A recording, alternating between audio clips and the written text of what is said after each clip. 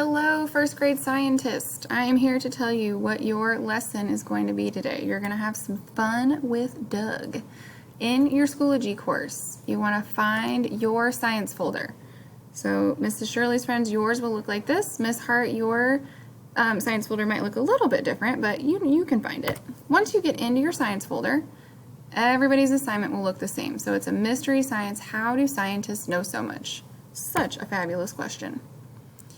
You are going to need a few supplies. You're only going to need a blank piece of paper and a pencil for this.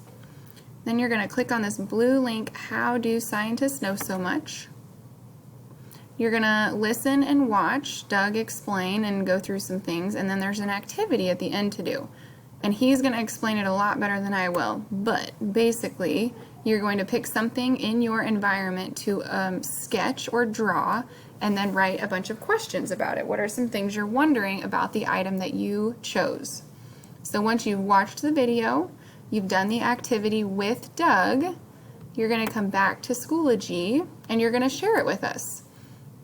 Last week we learned how to make a comment and it be a video of us. That's what I want you to do today for science. So you're going to watch the video, you're going to sketch an item around your environment and think of as many questions as you can about it, and then you're going to come here and share a video of that.